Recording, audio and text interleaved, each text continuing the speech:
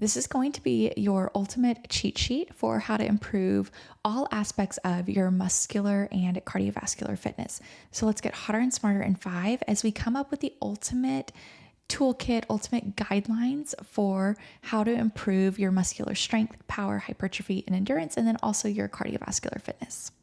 So there's a few things when it comes to exercise that we want to improve. And a lot of the time I get the question, what exercise is right for my body? And that completely depends, but we definitely want to target these next few systems.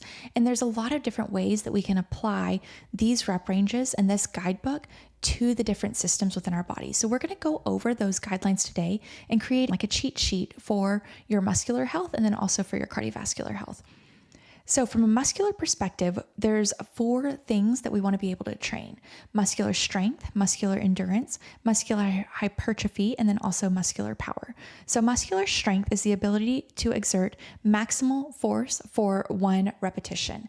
And the rep ranges for this are 8 to 12 reps, 1 to 3 sets with 1 to 2 minutes of rest.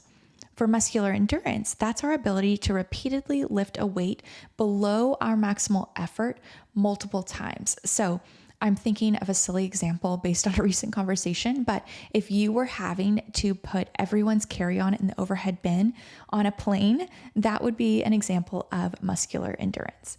So in general, to train muscular endurance, it's 10 to 25 reps, 2 to 4 sets with 30 seconds to 1 minute rest in between. Muscular power is our ability to exert maximal effort quickly. So there's now a time component to this.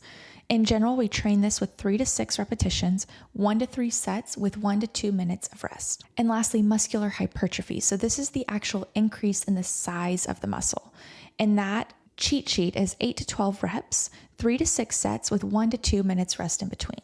For our cardiovascular training, there are 3 systems that we want to train, and a lot of them have to do with whether or not we use oxygen for power or whether or not we don't use oxygen to supply our muscles. So the first 2 systems are anaerobic. So they do not use oxygen in order to power the motion or power the run or power the swim or whatever task that you're doing. And then the third system is the aerobic system, and that's the one that utilizes oxygen. So the first 2 systems are all about quick bouts because we're not having to utilize oxygen in order to power the movement. So first off, we have the ATP-PC system. A typical training session for this might look like a warm-up with a 5 to 15 second sprint, super duper quick.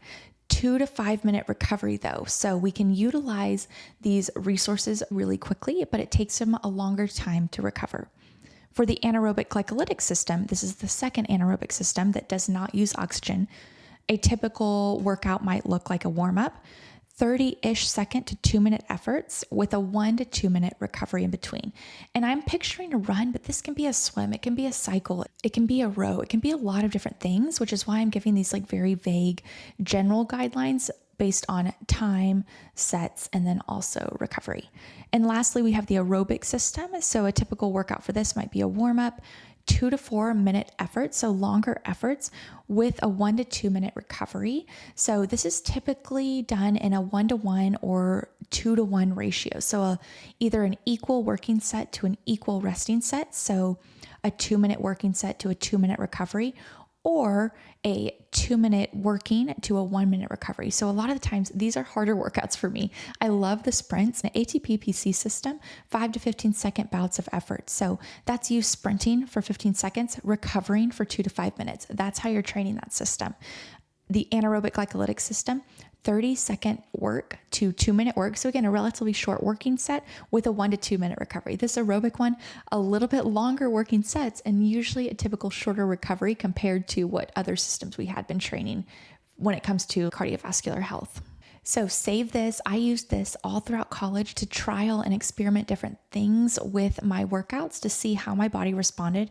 And we need all of these, but a lot of the time people ask me how many sets, how many reps, and it really truly depends on what system you're trying to target. But as long as you're sprinkling in a little bit of all of these throughout your training, you are going to be doing what we consider the right exercise. So now we're all a little hotter and smarter now that we have a cheat book for how to actually maximize our training and find an exercise routine that works the right way for our body while also challenging the systems we want in order to improve our muscular health and our cardiovascular health.